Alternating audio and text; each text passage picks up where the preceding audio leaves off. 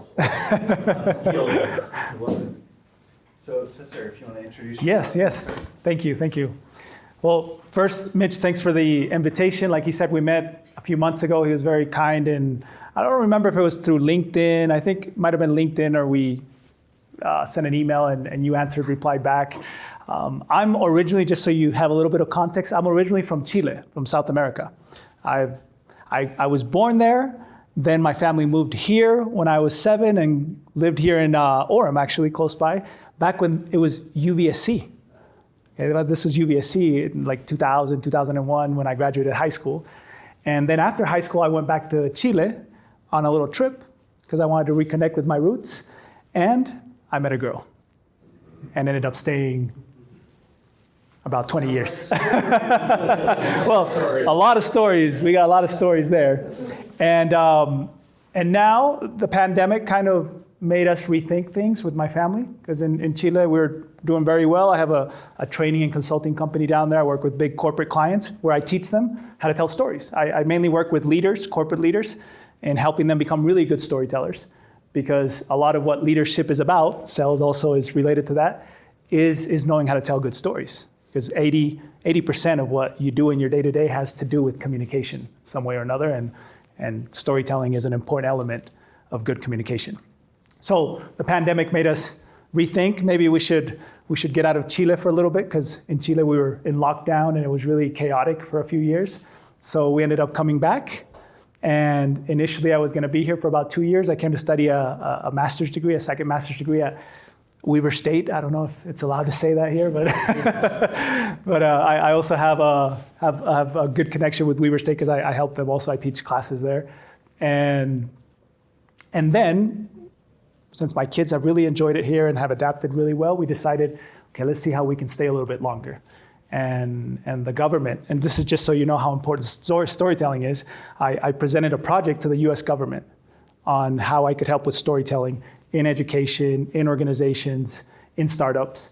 And they liked it so much that they said, we want you to stay here. So they offered me the green card so I could stay with my family and do my storytelling projects here in the United States, because they found it's something that's very, very unique and very powerful, especially when it comes to communication. So we're gonna be here a little bit longer, much longer, I hope, and hopefully I can do more stuff with you guys as well and help out, okay?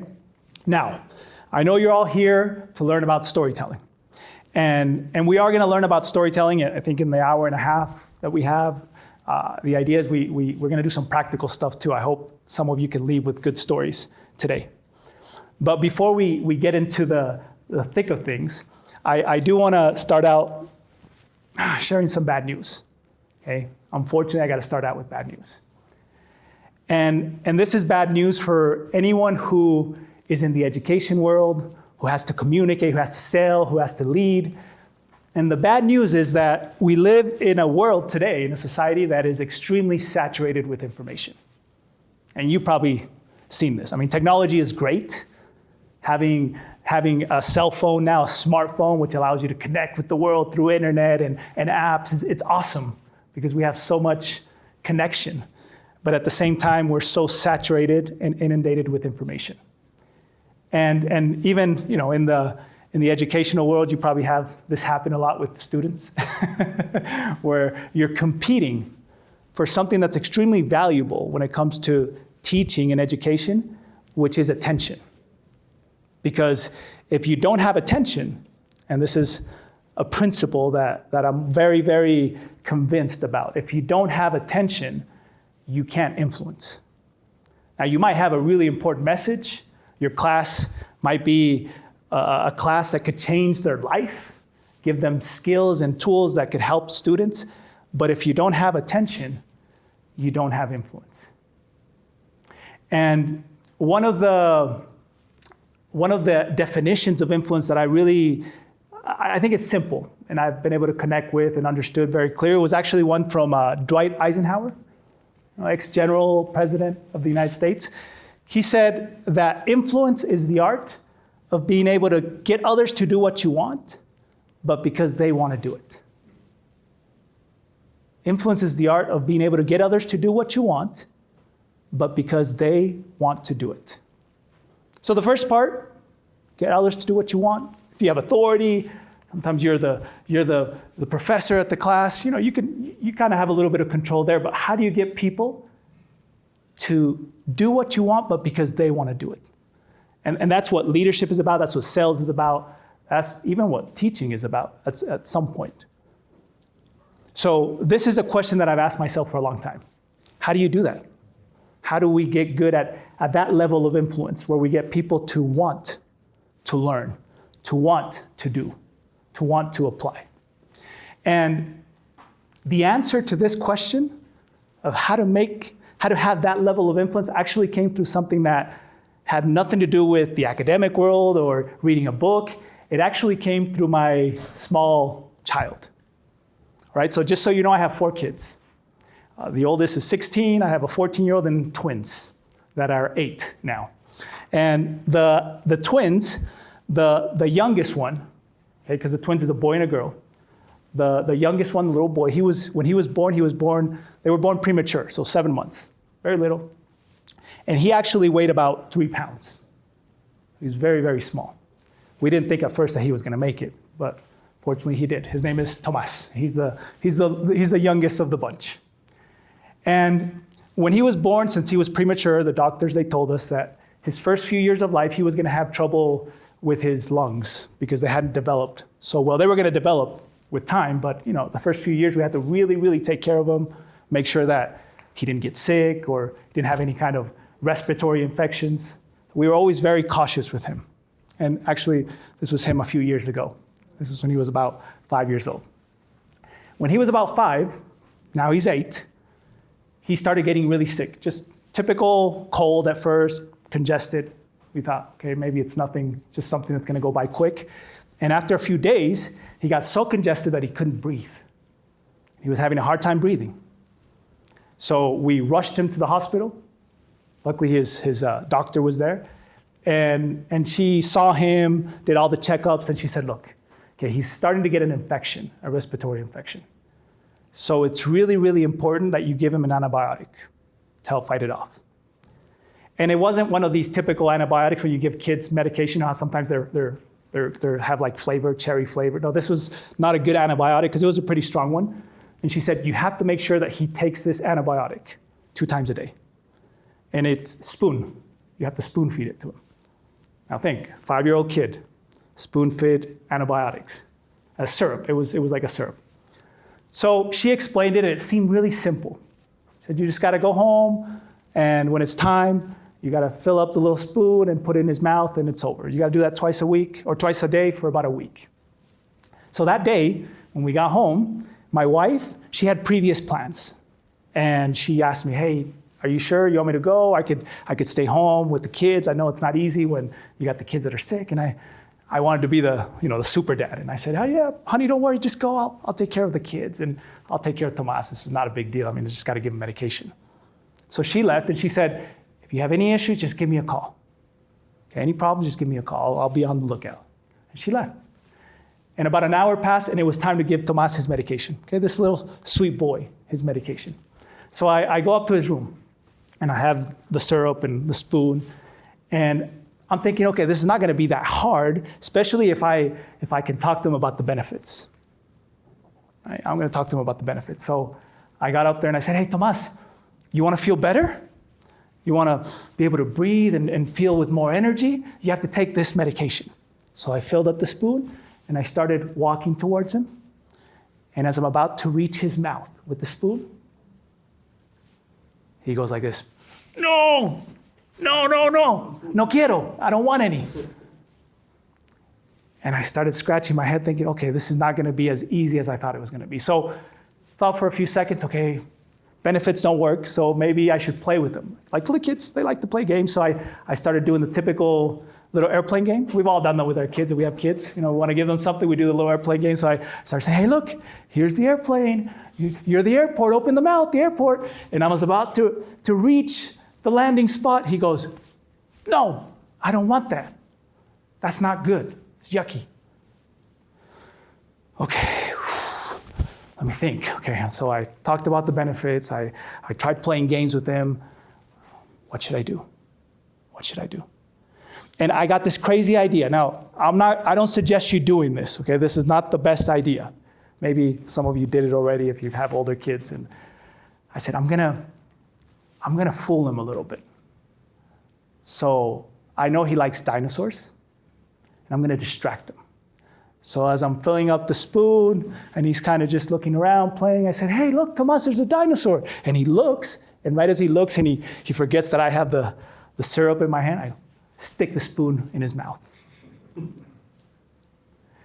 And it was the worst possible idea. Because what did he start doing? I don't want any. And he started spitting it on the floor. He started crying, which, when you have a 5-year-old kid and they start crying, you're like, oh man, I lost the battle. And then the worst part is he starts saying, I don't like you. I want mom. I don't love dad. I want mom. And I was, oh my goodness, I lost. The moment they start saying that they love mom and they don't want you, and mom's not around, what am I going to do? So what do you think I did? I grabbed the phone. And I called my wife. And she picked up. And when she picked up, the first thing I said was, honey, look, I'm trying to give Tomas his medication. He doesn't want any. I tried telling him the benefits. I tried playing with him. I even, kind of fooled him a little bit with the dinosaur, and I stuck the spoon, and he's there crying, and he doesn't want any. I don't know what to do.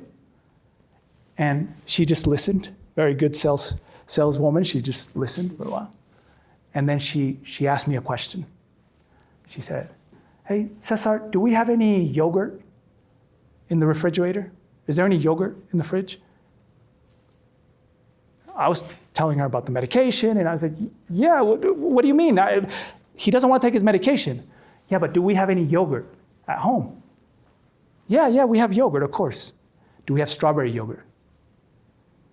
Yeah, we have strawberry yogurt. Why? He's like, what I want you to do is to go in the kitchen and grab the yogurt, strawberry yogurt, and mix the medicine with the yogurt. Mix the medicine with the yogurt. And then give him the yogurt. Don't tell him it's medicine, just give him the yogurt, and he'll sip it up like nothing. And I was a little doubtful. I said, are you sure? Because I've been fighting with this kid for a few minutes, and you're telling me it's that simple? And I said, yeah, I do it all the time. It's gonna work. So I go in the kitchen, I grab the yogurt, strawberry yogurt, his favorite, mix the medication with the yogurt, and then I went back up to his room. He had calmed down, so he was playing. Kids, even when they're sick, they're playing. So he was playing around. And I'm thinking of the strategy now. Okay, what am I gonna tell him? How am I gonna sell him this? And all I did when I got up there, I showed him the yogurt, strawberry yogurt, and I said, hey, Tomas, look, strawberry yogurt, it's your favorite, do you want some? And he jumped from the ground, ran towards me, grabbed the yogurt, and started sipping it all the way down. No hesitation, no objection, just sipped it all the way down. And I'm there watching this, right? Imagine you just watching that. Little kid just taking all the yogurt with the medication and no struggle. And as he was doing that, I was thinking, that's the secret. You just got to learn how to give the medication with the yogurt. Mix the medication with the yogurt. Now, you're probably thinking, okay, thank you for sharing that story. Now we know a little bit about your kids. We know about how you don't know how to give your kid his medication. But what does that have to do with us in education? What does that have to do with teaching? What does that have to do with influence, with leadership? And let me tell you something. You go through the same struggle every single day. Because every single day, you're also trying to give your students, your clients, you're trying to give them some kind of medication. You're trying to help them in some way. When you're communicating, when you're in your course, your class, and you're teaching something, you're trying to give them medication. And probably what's happened, I'm sure it's happened at some point, is that sometimes they resist it. Maybe they don't understand it. Maybe at first it's not something that's so desirable to them, and they resist it. And we go through the stages of, okay, how do I give them this medication in a way that they'll want it? So maybe I'll talk about the benefits. Maybe I'll make some PowerPoint presentation that's really cool with games, or I don't know. When the secret is you have to learn how to mix the medication with the yogurt. So the medication is the idea or the message that you're trying to communicate. The yogurt, stories. Because just like yogurt, which is sweet, which is tasty, good, stories are also tasty, good, and they're desirable. And why? Well, because we as human beings, we are hardwired to enjoy stories. We are hardwired for that. So this is, just so you know, just right away, if you understand this principle, you have a little attention hack. Because as human beings, we are hardwired. Our brain is programmed to pay attention to stories. Because that's the way we understand the world. We understand the external world and the internal world through stories. So when you get home in the evening and your loved ones, your kids, your wife, your husband asks you like, hey, how did it go today? How was your day? What do? We'll say, good, right? Oh, it went well. What happened? And I can guarantee none of you here pull out a PowerPoint presentation or bullet points or a graph. We don't do that because that's not our natural way of communication. What we do is we start telling a story. Oh, you know what happened today? Oh, we had this storytelling workshop, or at work, or in my class, this happened. And we start telling stories just naturally because that's what we do as human beings. And I think, and as you study anthropology and people who have kind of studied why human beings have told stories for ages. It's not something that we just started doing now. We've been doing this for almost 100,000 years, telling stories. Even before we had a formal vocabulary, even before we could write, we tell stories. And kids, before they know how to write, before they know how to read, what do? They tell stories. Maybe they're not the best Hollywood stories yet, but they'll tell stories because our brain is naturally hardwired to organize information in story format. And I think that one of the reasons why it works and why our brain craves it and has kind of withstood the time is because stories are more than just information. Good stories are information with emotion. And that mix, that combination of emotion with information is what makes us remember things. So our brain is programmed for that. Our brain is programmed to filter information based on the emotional impact that it generates. That's why sometimes you can be in a class or you can be in a presentation and maybe you don't remember anything. You don't remember slide number 10 or slide number 12, but you remember the joke that they told. Or maybe something happened in the class. While you were in class, you heard someone screaming outside or someone spilled their coffee. And you remember those little details. Why? Because that is information that we're receiving that generates emotion. And whenever we receive information with emotion, it makes our brains retain that information. That's why stories, and this is research that's been done, stories are up to 20 times more memorable than just data, than just facts. And that's why we should be using stories all the time. Now, I do have good news because I started with bad news. And the good news is that you already know how to do this. All of you who are here already know how to tell stories. You're already storytellers, in a way. Some of you probably are better than others, depending on if you train this muscle or if you just do it, just how we usually tell stories. All of you can at least tell stories. So storytelling is it's not really the challenge, because we all kind of do it already. The challenge is learning how to become strategic storytellers, which to me the difference, because you'll hear these concepts, you'll hear storytelling. I mean, most of you already know storytelling. Oh, it's telling stories. The definition of storytelling is it's the art of communication with stories. Right? That's storytelling. It's the art of communication through stories. Strategic storytelling, which is what I'm going to teach you today, it's more than just communication, because we do that every day with our family, with our friends. We communicate. Strategic storytelling is the art of influence or trying to generate change in others by using stories as a vehicle to do that. And there's a difference. And I'm not even telling you or suggesting that you have to do strategic storytelling all the time, because trust me, as a storyteller, when I go home and I talk with my wife, I'm not being a strategic storyteller. Because she picks it off right away. Oh, you're trying to get me to do something, right? Now, she doesn't like me to use strategic storytelling on her, but whenever we need the kids to do something, hey, Cesar, can you use that storytelling thing to get the kids to go clean up the room, or to teach the kids a certain principle or value, or to get them to remember something? There I can use strategic storytelling all day long. So what I'm trying to tell you is strategic storytelling, which we're going to learn today, and I'm going to teach you in a very simple 4-step process how to do this, and then we're even going to practice it. I brought a little toolkit so all of you can learn how to do this. Is used, or we should be using it whenever we're trying to influence some kind of change. When I say change, I mean change in attitude, change in paradigm or mindset of something, or even change in actions. Whenever we're trying to influence change, which is, as educators, that's what we're trying to do, right? When we're teaching, we're trying not just to give them information. We want them to hopefully either change their perception about something, be able to learn something new, amplify their information, or we're trying to get them to have a different attitude or emotion towards something, or we're trying to get different behavior.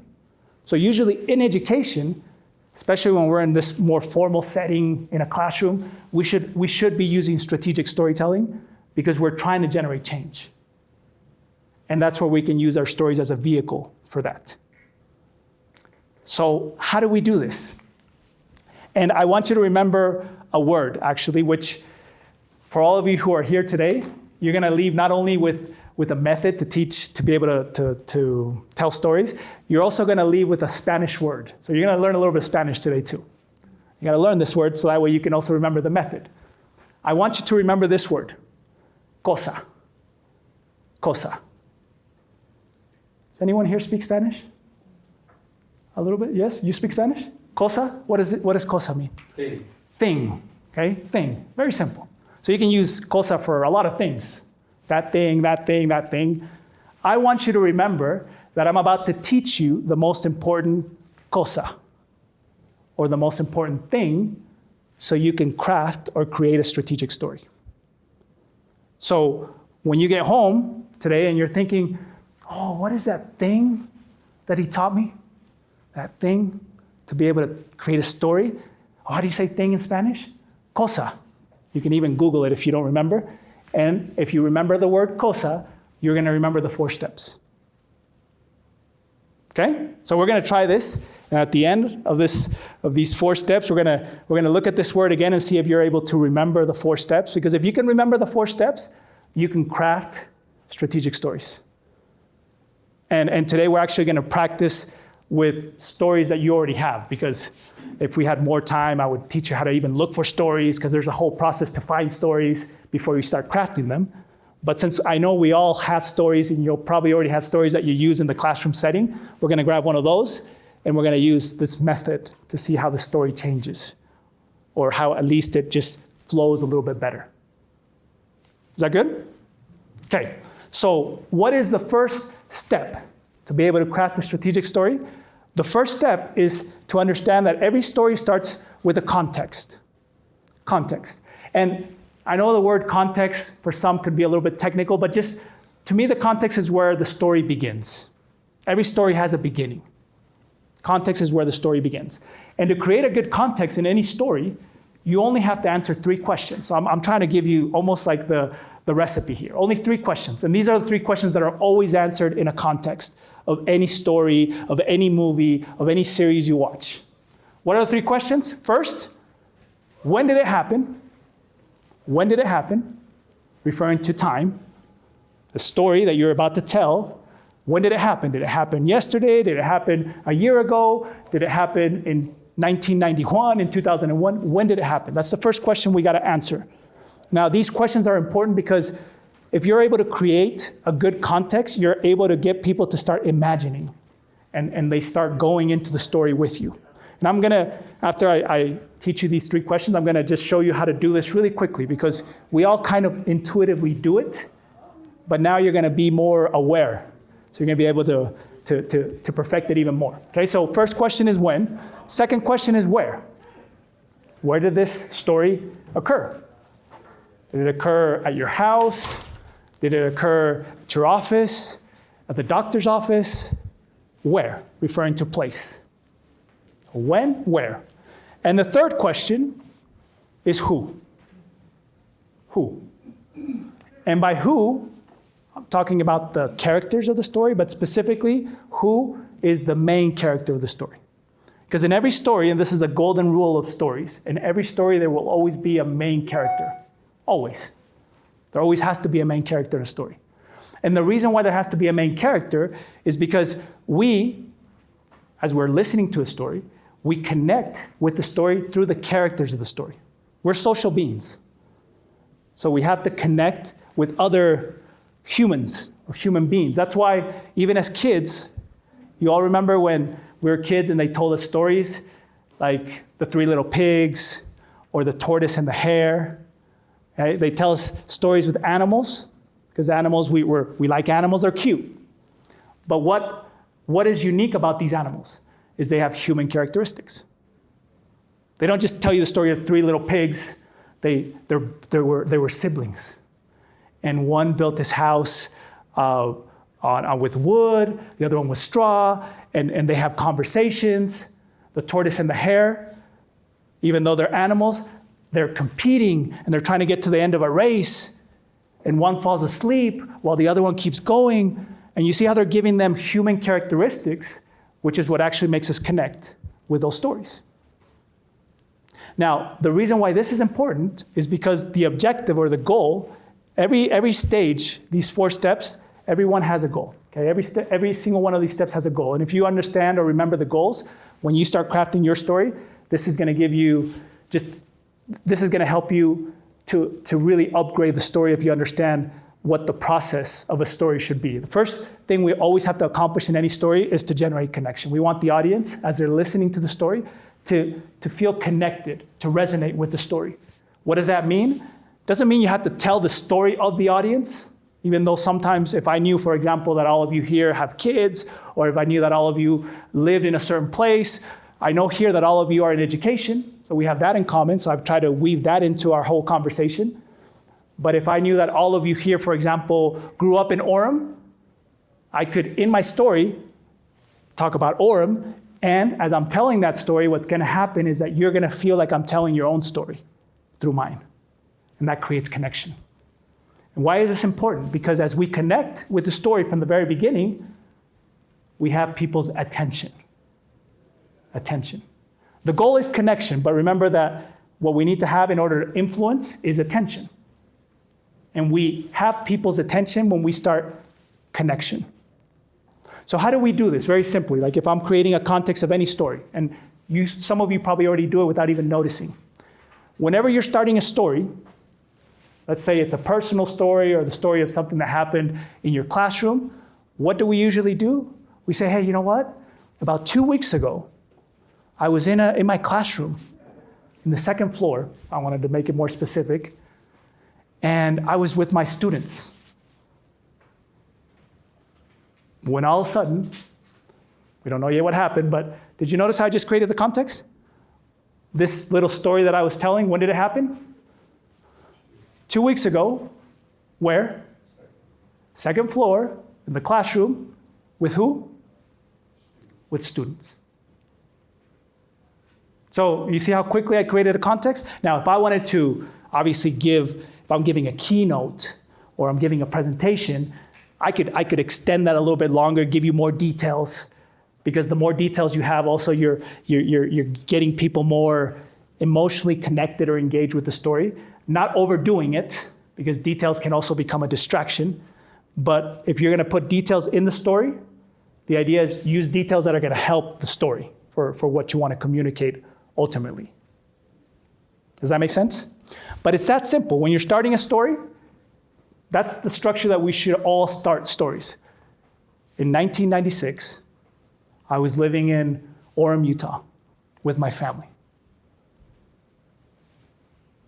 When, where, who. Does that make sense? And with that, you create the context of the story, or with that, you're getting people at least now to start imagining where this story is beginning. Now, if you're able to create that connection from the very first moment of the story, now you're going to go on to the second step, which is the obstacle. And I want to emphasize something here, and I'm very emphatic with this. All stories, all good stories, let me make sure I emphasize that. All good stories will always have some kind of obstacle. We go even as far as saying, those of us who are in the storytelling world, that if the story doesn't have an obstacle, it's not even worth telling. But all the stories that we like, the stories that we enjoy, the stories that we connect with, the stories that really, really just get us feeling things, they will always have some kind of obstacle. Now, what do I mean by obstacle? Usually, obstacle means there has to be some kind of a challenge in the story you're telling, or difficulty. There's got to be something difficult going on in the story. Once we've been able to connect with the main character or the characters of the story, something has to happen. Maybe there's even failure in the story. Now, just a quick warning here. When I talk about obstacles and challenges and difficulties or failure, I'm not saying your story, in order for it to be good, it has to be a Hollywood movie. Now, if you do, if any of you here say, hey, you know what, I have this story, personal story of that one time I got lost in the mountains for a week and I had to survive. And I even ended up killing a bear with my bare hands. If you have that story, talk to me after and we'll create a keynote for you and you can travel the world telling that story, honestly. Okay? If you have these superhuman stories, which some people do, they literally can travel the world telling that story because it's just so incredible. Think about, I don't know if you guys heard in 2000, I don't know, it was like mid-2000s, 2012, there was in Chile, there were 33 miners that the cave collapsed and they got stuck. It was like a world, everyone was hearing about that. 33 miners. And we all thought they were dead because it was impossible, like the cave collapsed. I'm sure they died. And what made the story incredible is that all 33 of them survived. And actually, they couldn't find them for like 20 days. So every day that passed, the statistics were like less and less and less and less possibility of them surviving. And at the end, they were able to survive. And when they were finally able to bring them out, they started telling the story of how they survived. And today, there's a few of them that travel the world. And they get paid a lot of money to tell that story. They've made movies. Did you know that they made a Hollywood movie with Antonio Banderas and some? It was kind of funny here. This is a little side note. When they filmed the movie, they filmed it in Chile, the Hollywood version of the 33, and they used obviously Hollywood actors. And one of the miners that they used for the movie was this model from Spain, muscular, very good-looking guy, and he was actually acting as one of the miners who did not look anything like him. But obviously he was Hollywood, the Hollywood version of the miner, and everyone was going crazy. Girls, guys, because this guy's really, really good looking and buff. He was walking around Santiago and everyone was chasing him, taking pictures. That's a Hollywood version of the story. They travel now the world telling that story. Now, we, as normal human beings, maybe we have some sensational story like that, but most of us have very simple, everyday stuff. So the story I told you about trying to give my kid his medication, is that a Hollywood story? Is that a Hollywood, would we make a movie about that? I don't know, I don't think so, unless you gave my kid superpowers or something, but just a dad trying to give his son his medication is an everyday thing. But even in an everyday event like that, where there's a challenge, what is the challenge? What was the challenge? In the story I told you at the beginning? Kid won't take his medicine. And I need him to take his medication because he needs, and that's where the context, remember in the context I told you, he was born premature. The doctors told us that we needed to take care of his respiratory system because He still was developing it. I give you that information at the beginning for a purpose. It's to give it even more intentionality in the conflict. Because if I would just say, no, he's a normal kid, super strong, his lungs are great, and then one day he got sick and I had to give him his medication. Okay. But I mean, everything I told you is true. He was born premature, his lungs were not strong, the doctors told us we had to be careful the first few years. But I make sure that I put that in the context. So now when the conflict comes, he's got to give him the medication. He's got to find the way to face this challenge. Now, let me share with you a secret here, because there is a secret in how we can create these challenges and these difficulties and make people really connect with us as we're telling these stories. There is a secret sauce, I like to call it. Whenever we're telling a story and there's the challenge, story needs to have some kind of challenge. It can be something simple. But whenever there's a challenge, we need to make sure that whoever's telling the story, whoever's the main character of the story, they need to show vulnerability. Vulnerability. What does vulnerability mean? And I'm going to use here the psychological definition of this, not the mass media definition. In Latin America, just so you know, when we talk about vulnerability, vulnerability is used as poverty. So when like the news anchors, they go to a school that doesn't have a lot of resources, they'll say, this is a very vulnerable school. Es una escuela vulnerable. None of us want to, poverty. Or they'll use it to talk about weakness. When the real definition of vulnerability comes from psychology, vulnerability is the ability to express your emotions. That's vulnerability. When you express your emotions, when you have the ability to express your emotions in an honest, sincere way, you are vulnerable. That is vulnerability. And that is why in psychology, vulnerability is used as a trait or characteristic of emotional intelligence. Because emotionally intelligent people can be vulnerable. Obviously, in the right situations. We're not going to be vulnerable with the whole world because then we can also come out hurt. But there are moments in relationships, there are moments even with our students where we can show vulnerability and it creates more credibility and connection. In storytelling, especially when we're talking about the obstacle, the challenge, if you don't show vulnerability, if you're talking about a challenge, and for example, if I were to tell you a story about my son, and I told you, I tried to give him his medication and he didn't want any, and I said, okay, well, hey, honey, you know what? The kid doesn't want to take his medication. What should I do? Mix the yogurt with the medication? Okay, so I just went up to his room, mixed it, gave it to him, and he was good, and no big deal. I handled it like a pro. How does that story sound? It even creates a little bit of disconnection, doesn't it? Like if I really got up and told that story, some of you would probably even think, maybe you wouldn't tell me, but you'd be like, what an arrogant prick. Like we all struggle, but he doesn't struggle. I don't believe him. Either I don't believe him, or he's just so superior that I'm not even going to try to connect with someone like that because they're just somewhere else. So this is what happens a lot of times when we've heard stories, and sometimes even my clients, they'll say, Cesar, you challenge me to tell personal stories. But won't people take it the wrong way? If I tell personal stories, won't they think that I'm always just talking about myself and just being, just self-referring myself? Won't people take it the wrong way?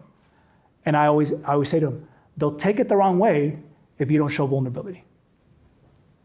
Which is what a lot of times happens. I work in the corporate world, so I'm working with directors and managers from big corporate companies, and when they get up in front of their teams, they'll tell stories like, well, when I started here 20 years ago, I started just like you. But after 2 years, I was the best executive, and they put me up in director, and since then, every year we've reached our goals, and we've done a great job. We've had challenges, but I've been able to lead them correctly, and now we're here, number one. And we have huge projections for next year. And then you ask yourself, why don't people get excited about that story? First, because there's no conflict. And second, if there was a conflict, there's no vulnerability. And when there's no vulnerability, There's no emotions. Yes? Can you just talk a little bit more about, because I know there's certain people that love to tell stories. Yeah. And every time they tell stories, they're all grown and be like, oh no, here we go again. That's the other extreme, right? So what's the real difference here? I mean, I guess this is one point, yes, I can definitely see, but what's the other? Like sometimes, like there's the cliche, right, of like the old grandpa stories, right? That Yeah. the kids don't want to hear. Why is that? Yeah. So, well, sometimes kids don't want to hear our stories because we've told them so many times and they kind of get bored of them. We gotta change up the repertoire with the kids. But a lot of times, this of getting up and always going like the other extreme where you're crying and you're trying to get people to cry with you. I tell my clients a lot of times when they have a story, they'll say, hey, you know what, I have this very emotional story about the death of my mother, for example. And they're like, and I know if I tell that story, I'm probably gonna start crying. It's very emotional for me. And you know what I tell them? Don't tell that story. You're not ready to tell that story. Because vulnerability is not about losing your emotions. It's not about losing control of the emotions. It's about being able to use emotions as a way to, in a way, show or express what the characters are feeling without going overboard. So context, I think, matters a lot in here. Like when I'm working with my corporate clients and we're in this stage of obstacle, I tell them, when you're telling a story, for example, if you're telling a story of a challenge or maybe a failure, we're gonna play around with your voice a little bit, but not to the point where you're gonna start having a shaky voice, because we're not in a storytelling competition. If you were in a storytelling competition, if you were telling a story at the Timpanogos Storytelling Festival, you go all out, right? Because that's the context. If you're giving a keynote, people in a way are there because they want to hear the story, but they also want to learn, you have a little bit more of leeway as well. If you're in a context where it's more formal, you can play with your voice, but what I say with the voice is not go like crying voice. I say play with the speed and with the volume. Speed and volume still transmit emotions. So if I'm telling a story about that time that we lost a client because we weren't able to coordinate as a team, and I'm telling that story, I'm like, and you know what happened? We lost the client. Because as a team, we weren't able to work together. Now, did you see what I just did? All I did was slow down. I slowed down the speed of what I'm saying. Usually when you slow down, you're telling people through your voice that you're going into something that's more emotional, or you're going to something a little bit more solemn. And I even lowered my voice a little bit. Lower your voice and slow down, and you're telling people this is emotional. If you go up in your volume and your speed, now you're excited, now you're happy. So you can play around with just volume and speed to get people to still feel emotions, which in a way shows vulnerability. Okay? So if the story is extremely emotional, if the story is so emotional that you're gonna break down and cry, I wouldn't tell that story. Unless it's like a real close-knit circle, like maybe your wife or a really close friend. You could tell those stories and it probably create more connection between all of you. But in a context where it's more professional, I would always kind of be hazard. I would just say, you know what, if I have a story about the death of my mother, maybe I'm not gonna tell it in this context. Here, I'll tell stories about maybe challenges we've had in education, challenges I've had in classrooms. Maybe I'm using a study case to teach something. And in that study case, I can put these elements in there to make the story much more engaging. The objective here, and this is one of the goals in the obstacle phase, is you want to get people to feel emotions. You want to get people to feel emotions. And you can get people to feel emotions two ways. One is obviously talking about things that are emotional, talking about situations or moments that you know can generate emotion. And two is playing with your voice. Voice is powerful because we communicate emotions through our voice. So with salespeople, now that we have the salesman here, with salespeople, you teach them about using their voice, about not being, speaking always in the same tone, but slowing down and speeding up, because you know that when you do that, you get people feeling things. And when people feel things, that's when they make decisions. We make decisions based on what we feel. And then we start rationalizing our decisions with the information that we have or that they're giving us in that moment. But a lot of the decisions we make are based on what we're feeling in that moment. I don't know if I was able to answer the question, or if your question was like about a specific situation or specific story. I guess, yeah, I mean, there's some very good tips there. I like that. Why is it that we're willing to listen to stories from certain people and not from others? Oh, okay.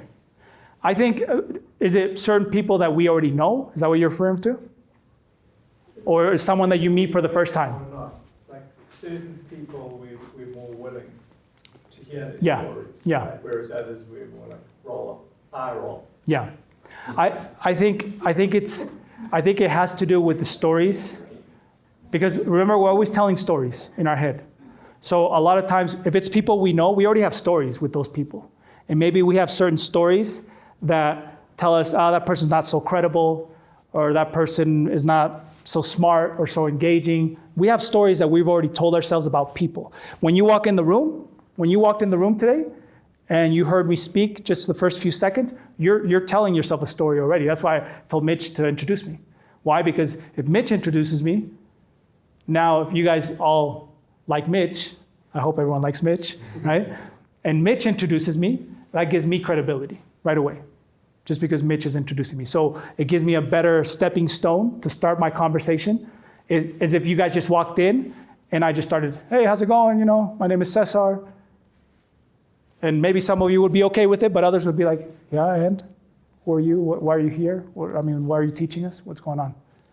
But when Mitch introduces me, and he said, hey, I'm very excited. I'm super excited. I've been excited for months for Cesar. We met, and what he does is very unique. He's a storytelling expert.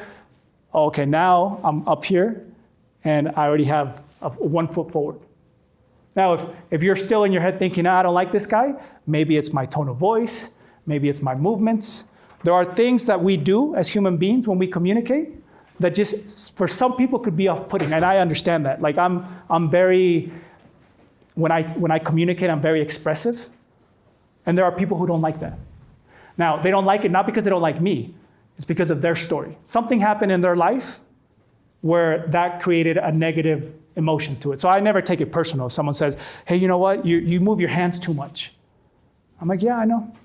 And there are some people that love it, like super engaging, and some people say, no, I would never move my hands like that. You look like you're stupid. Now, why do I look stupid? Because of the story that you have in your head. Because maybe your dad or someone told you, if you move your hands too much, you're stupid. And you got that story that impacted you emotionally. Now you have that story in your head. And everything you perceive in the world, you perceive it through the stories that you've told yourself. Now this is critical because this should allow us not to take anything personal. Because whenever someone says something about you, especially if they don't really know you, they've just met you for 30 minutes, whenever they say something or they're thinking something about you, it's about them and their story, not about you, because they don't know you. So, and it happens to me too, like when you walk in the room, some people smile and make eye contact, other people are very, and the tendency in my head is like, oh, maybe they're mad, maybe they don't like what's going on, and then I am like, okay, forget about it, because I don't know. Maybe that's just the way they are, and they're super engaged and they're paying attention, but they're just more serious. My dad told me whenever I'm in a room to make eye contact and smile. Ever since I was a kid, my dad always said, when you're in a room with people, make eye contact and like have a smile, and you'll make people feel more comfortable. And if people feel comfortable with you, they'll like you more. And if people like you more, then good things can happen, because that's just how we are as human beings. So whenever I'm in a room with people, if I'm sitting in the back, I'm always just like making eye contact and smiling. And it's worked, and for some people are like, nah, smiling. I was doing a training once for a team in Germany, and I didn't know this, but in business in Germany, people don't smile. Smiling is actually considered like stupid. You're stupid.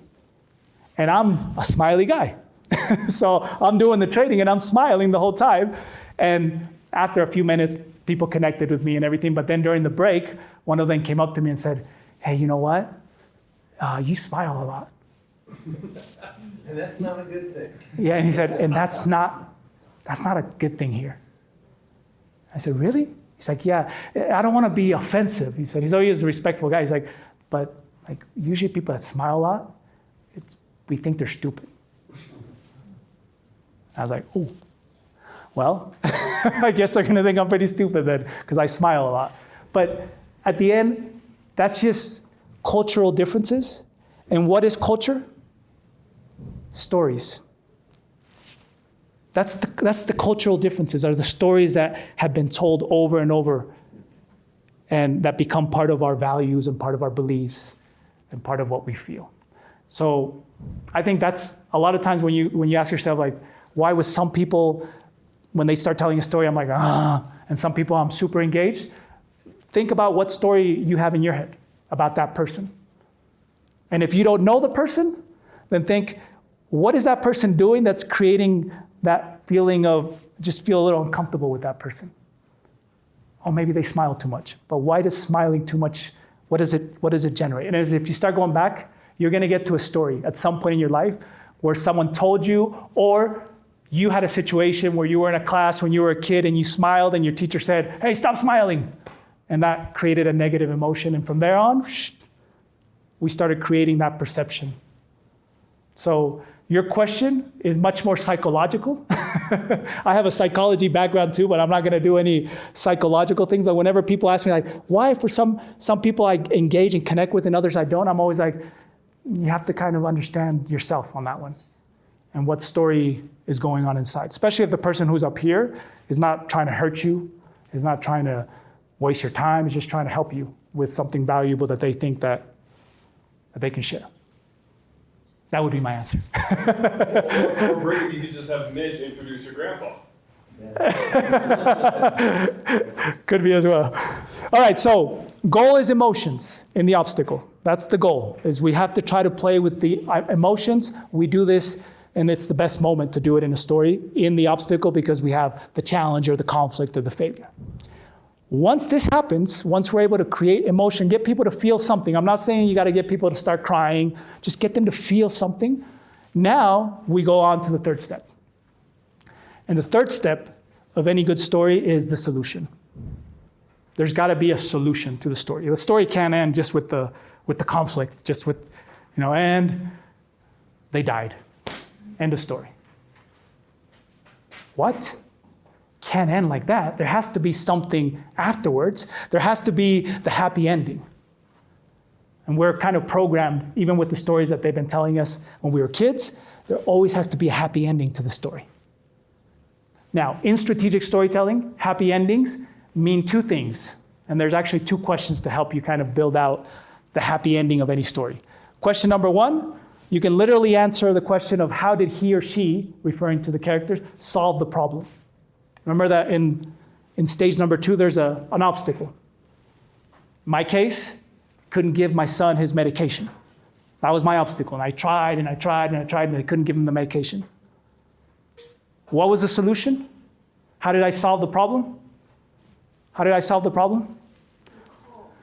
I called my wife. And this is another little pointer for you. If you don't want to tell stories that make you always look like you're the hero, make someone else the hero of the story. Make someone else the hero of the story. And then you're not going to look so like, look at me. I'm always the one who's solving the problem. All I did was just apply what my wife told me to do. So who's the real hero of the story? My wife. Because she's the one that gave me the solution. She's what we would call the guru of the story.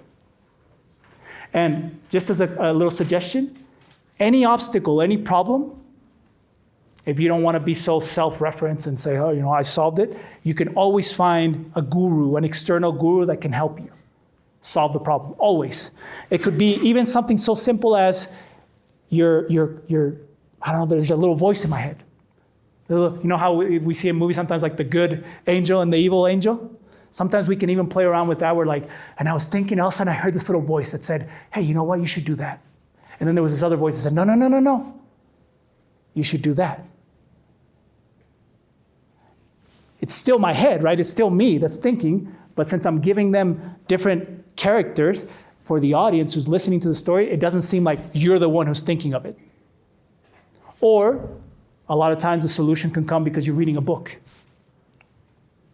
So I was teaching this class about sales, and then all of a sudden I remembered what I read in that book. That is one of my favorite books. And that book said, and you could even put the author's name and stuff, said that all great salespeople are also great storytellers. And I said, that's it. That's what we have to teach. That's what students have to learn. So do you see? Even though you literally applied it, but the solution came from someone else, came from the book, came from a dream, came from something that your grandma or your grandpa told you when you were a kid. But the important thing is to be able to show, or tell in this case, how you solved the problem. Now, sometimes there's stories where there's not a solution, like a typical solution. Sometimes you're telling a story about that one time when you were in class and your mind went blank. And you didn't know what to say to the students. And you know what? I ended up walking out of that classroom that day and went home thinking, this is not for me. This is not for me.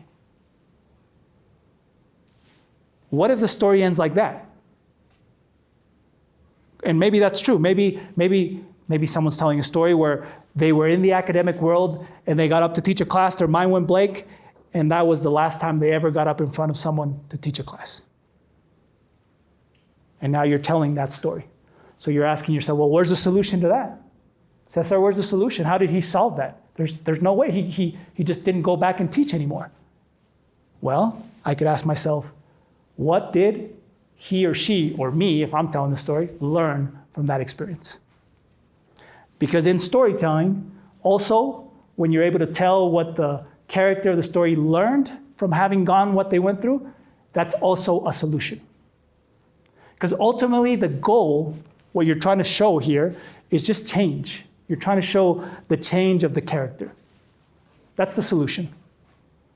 What is the change or transformation that the main character of the story had? So I'm not going to tell the whole story, but I give an example here where when I was a child, when I was about 11 years old, I had a German Shepherd. Loved the German Shepherd. But it was a crazy German Shepherd. Wasn't very well trained. And whenever we'd leave the house, we had to make sure that we closed the gate so the dog wouldn't get away. And one day, I got home after school and I was so excited because I wanted to go play Super Nintendo. And I opened up the gate and I shut it. And I didn't double check if I had really closed it or not. I just went into my room to play Nintendo. And guess what happened? The dog got out. And 2 blocks from our house, the dog got ran over and died. End of story. And if I end the story like that, you're going to be thinking, what? Why did you tell us that story? But what if I said, and you know what? That was when I was 12. Now I'm 40. And there's not a day that goes by that I haven't thought of what I could have done differently. There's not a day that I haven't thought that sometimes we get distracted by meaningless things like Super Nintendo, when the real important thing was keeping my dog safe. Us, in our life as adults, sometimes we get distracted by by really meaningful things, right? Like less meaningful things, like maybe we get distracted with social media. Maybe we get distracted even sometimes with our jobs when we say that the most important things are our families. And we metaphorically don't double check. That's mine. We don't double check if we really close the gate, when that's what we should be doing all the time. So you see what I did? Now, doesn't it sound like, oh, it's a happy ending? Even though his dog died, he learned something from it. And because you learned something from it, I'm able to show you the change or the transformation that I had from having gone through that experience. And that feels like a solution in a story. So let me give you a little secret, and I'm going to burst your bubble here. I'm sorry, but You're here to learn storytelling, so I'm going to open up the curtains and I'm going to tell you something that's going to burst the bubble of the movies and the stories and the books and the Netflix series that you watch. Every single story that you'll ever watch, that you'll ever listen to, that you'll ever read, what they're ultimately trying to show you or tell you is the transformation or change of a character. That is the essence of every single story. Change or transformation of a character. That's it. So you know when a story starts, you can quickly identify who the main character is, usually in a story. If you go watch a movie at the theater, you usually pick up, plus if it's like a famous Tom Cruise or something, you know he's probably going to be the main character. But you identify the main character really quickly, like in the James Bond movies. And what always happens in the James Bond movies is there's always a moment in the movie where you think he's going to die.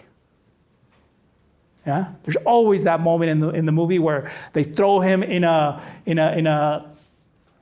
pool full of sharks and piranhas. And he lands, he's in the pool, and in the movie, right, in slow motion, they're showing the piranhas coming towards him and the sharks, and you're thinking, how is he going to get out of this? And if they paused the movie right there, you'd still be like, okay, I don't know what's going to happen, but I know he's going to get out of it. Because there's no way that James Bond dies in the movie. Can't be. And when they press play, what happens?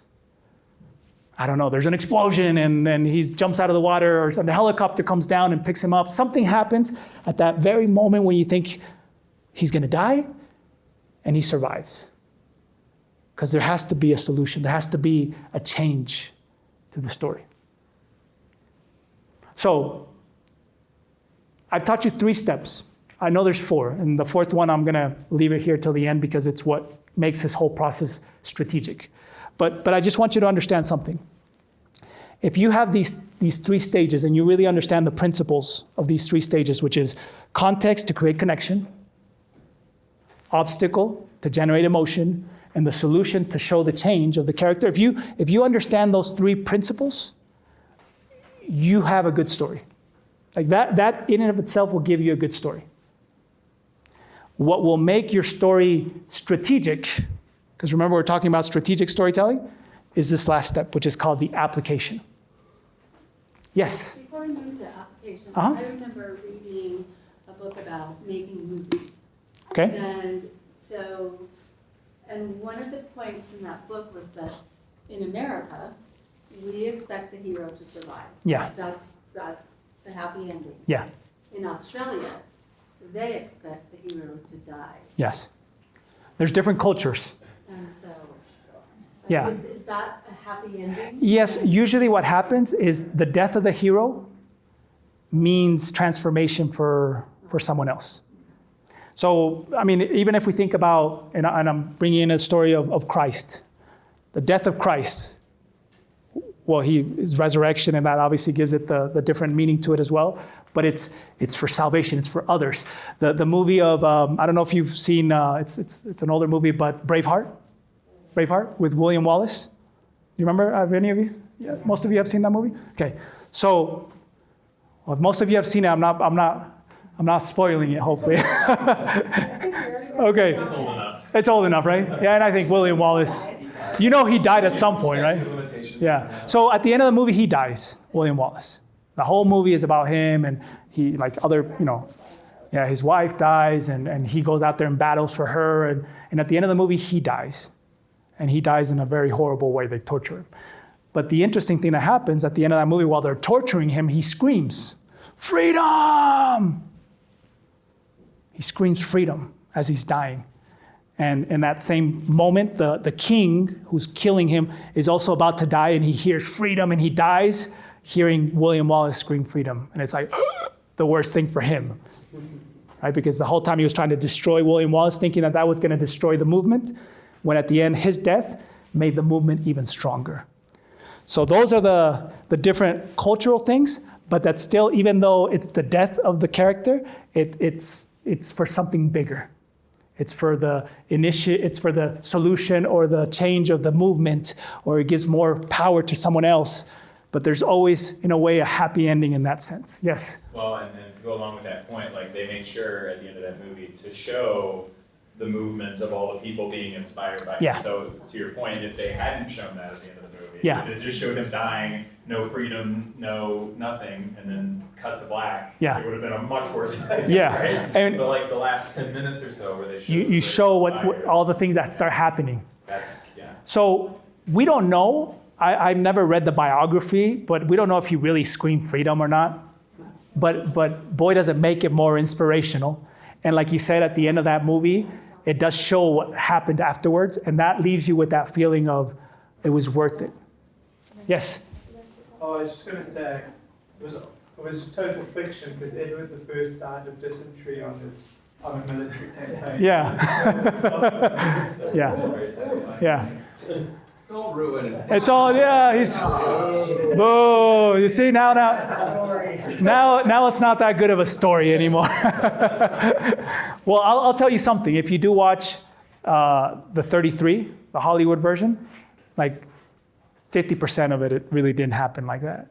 I mean, that's just what Hollywood does. And that's why when they film these movies, they say based on real events.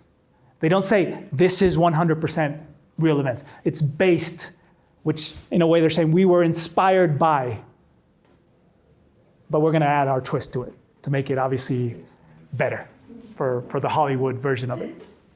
Okay, application. This part of the story, actually here, the story already ends. The story ends in the solution. The story ends in the solution. But in order for your story to be strategic, you have to be able to connect with that story an application for the audience.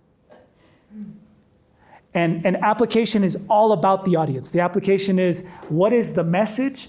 What is the idea that I'm trying to communicate to the audience? So we didn't talk about this at the beginning, but usually when I'm teaching the whole process, before we even start looking for stories, I always say first define what is the idea or the message that you want to communicate. Because when you have clarity on that at the beginning, what is the message or idea I want to communicate? Now you're going to use that story, whatever the story is, as a vehicle to keep people engaged, to get people to emotionally invest. So at the end of the story, I can connect the real reason or motive why I told you this story.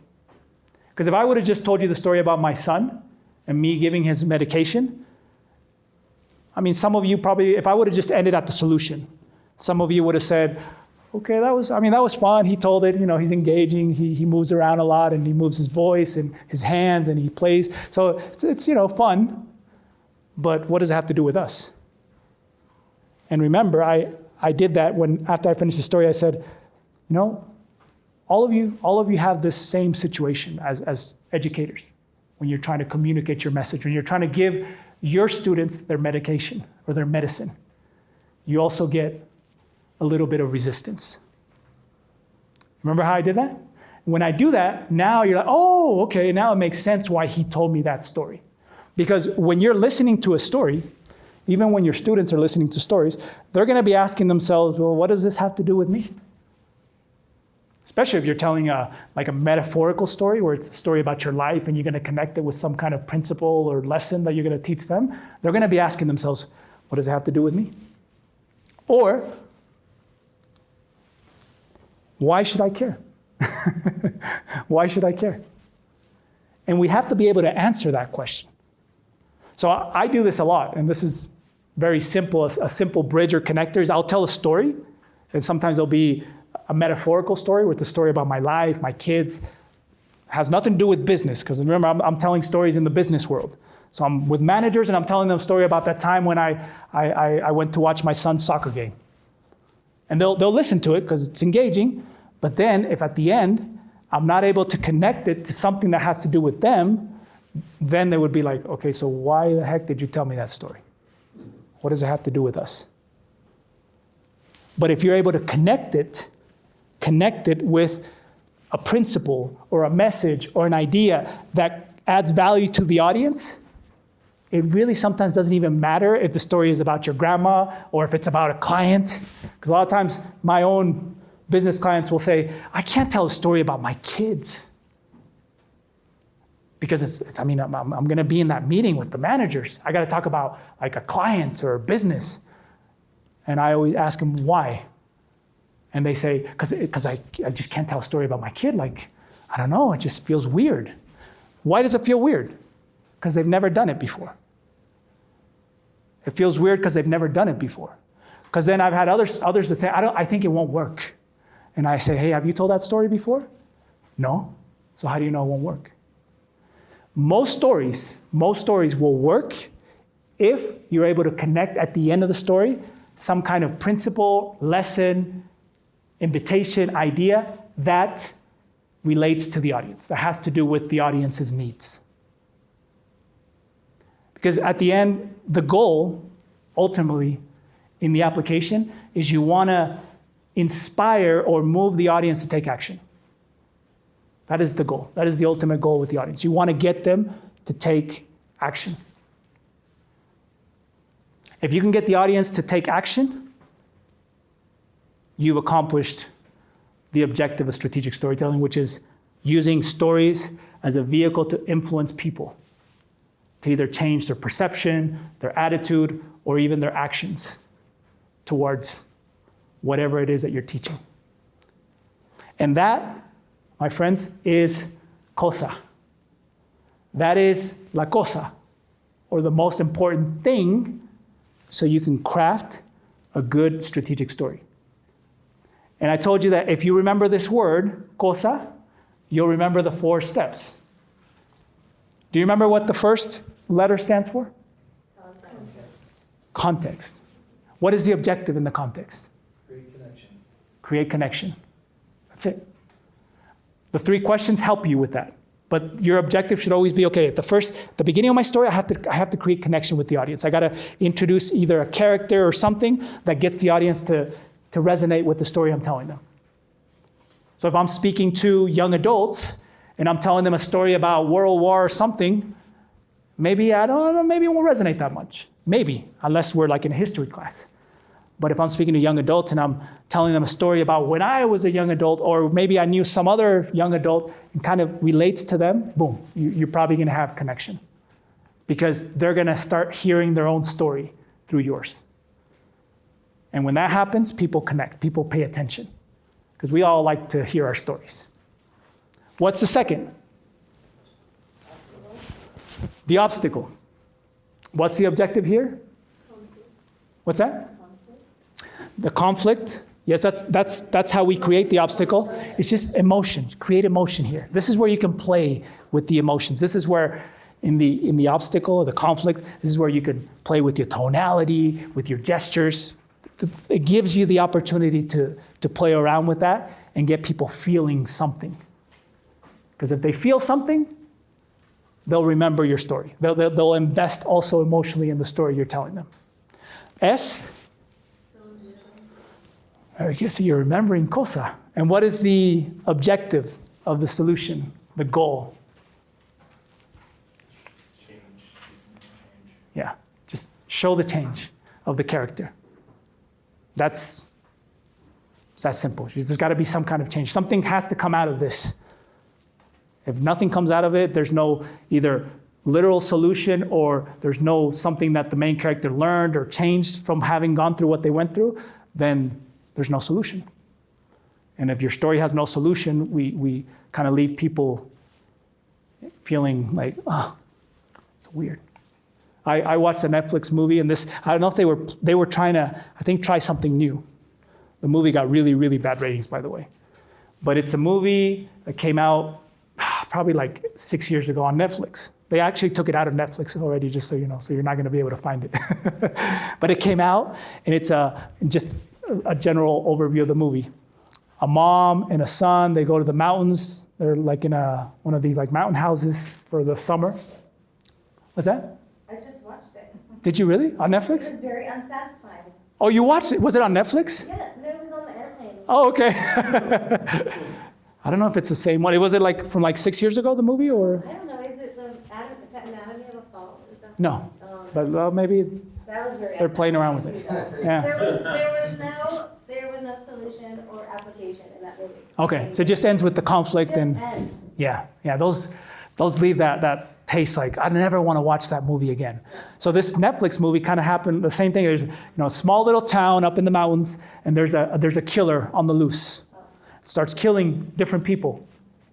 And at the end of the movie, the main character is a boy and his mom. The boy he's like a young man, he's like 17, 18, and his mom. And towards the end of the movie, he walks into his house, right? The lights are off, typical, right? The lights, can't turn on the lights. And he starts, Mom, are you here? And he hears something in the basement. He goes to the basement, and his mom is laying there dead.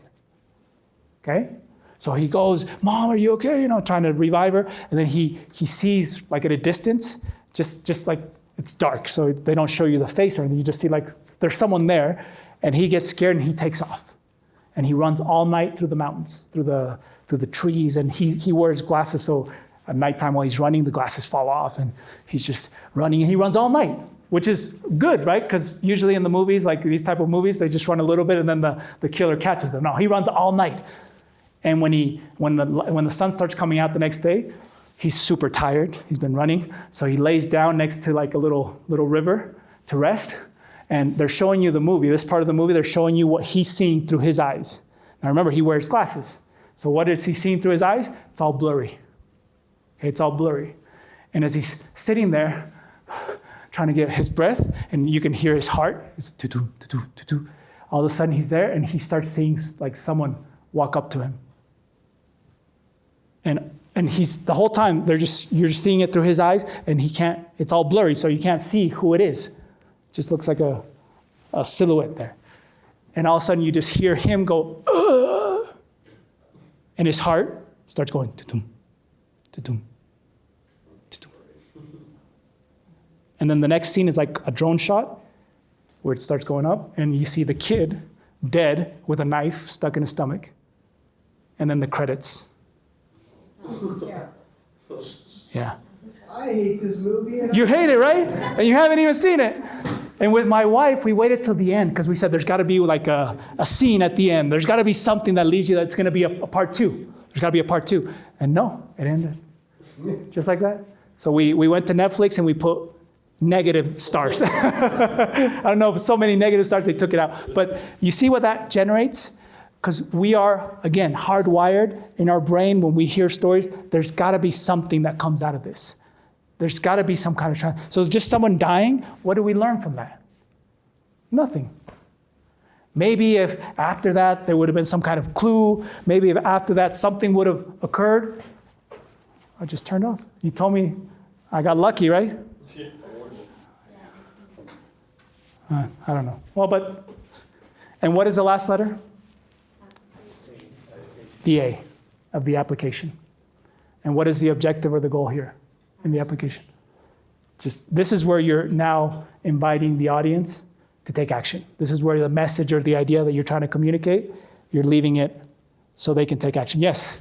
So I think you kind of mentioned, at least, and it makes sense to me, that you'd want to start with action and work backwards, wouldn't you? Sometimes, yes. Instead of just venting a story, if you have a goal, Yeah. a strategic story. Yeah. It seems like you first want to identify your goal and then back into a story that would support that. Yes. Right? I mean, isn't that the typical? Yeah, so there's two ways you do that, right? Like for some people, they'll find a story, a really good story, and they'll try to find the idea or the message that they want to communicate, which is one way.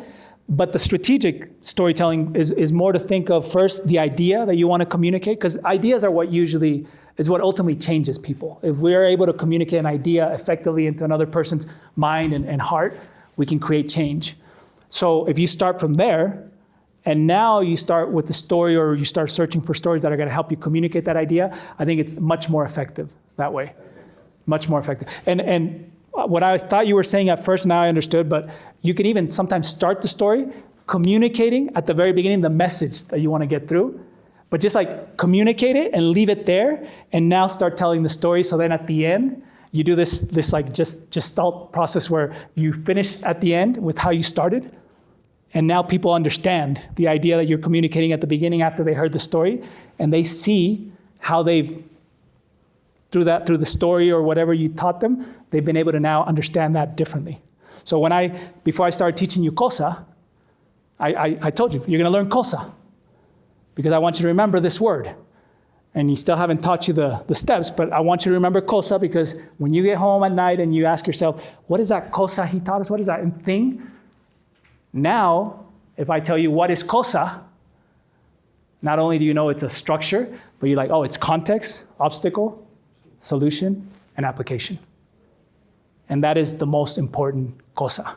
So you can craft a strategic story. Did you have your hand up? Someone had some? I just wonder if there's an argument for maybe not talking so much about the application. Uh-huh. I feel like it might be more powerful in some situations to let people figure that out Yeah, themselves. yeah. Rather than spelling it out to them. So when you're like in a classroom setting, this is my suggestion, and obviously in a classroom setting, it's more back and forth. You can tell the story, and then to go into the application, the bridge you can use there are some questions. So what did you learn from this?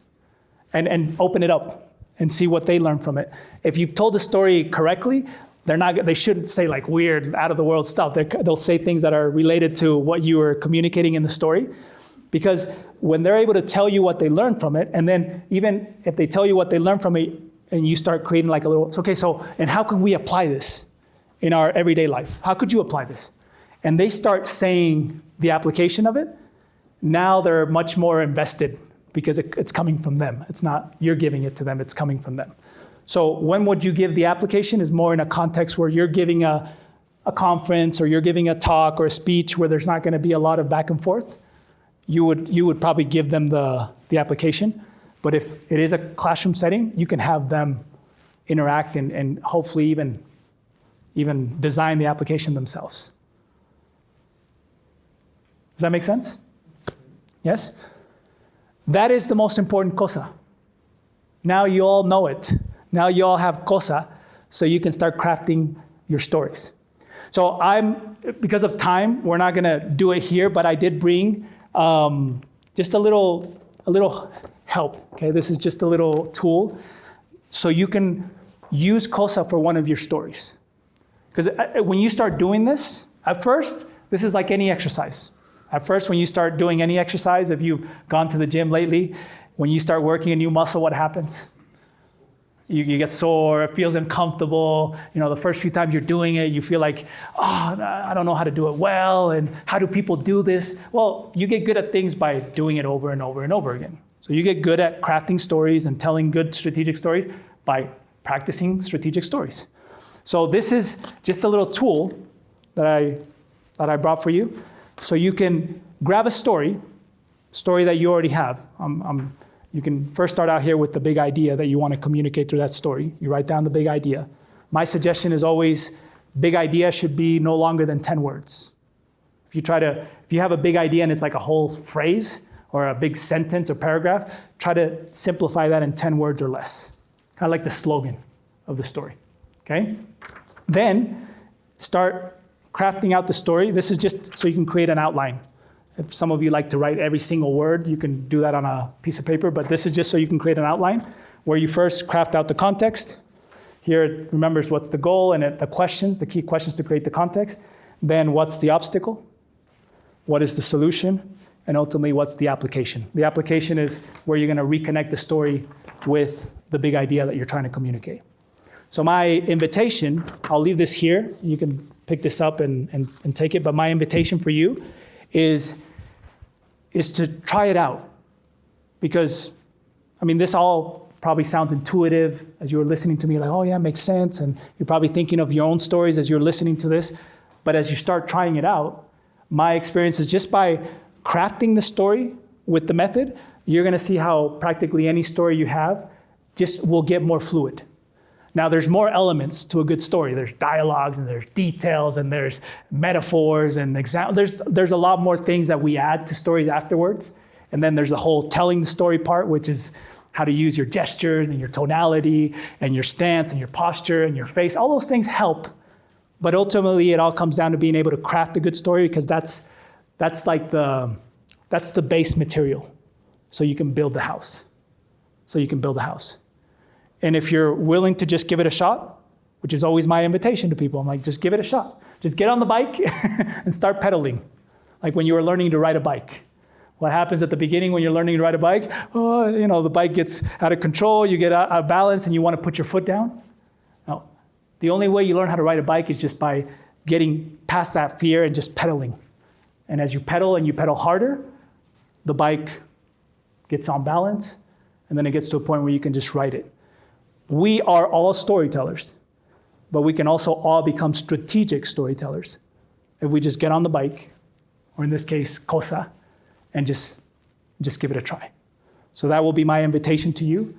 And thank you for inviting me here to be able to impart this or share this. You know, it's an hour and a half where I'm trying to give you guys a method, but hopefully with this method, now you have at least, you know, the initial steps so all of you can craft powerful strategic stories that will help you mix that medicine with the yogurt. Thank you very much.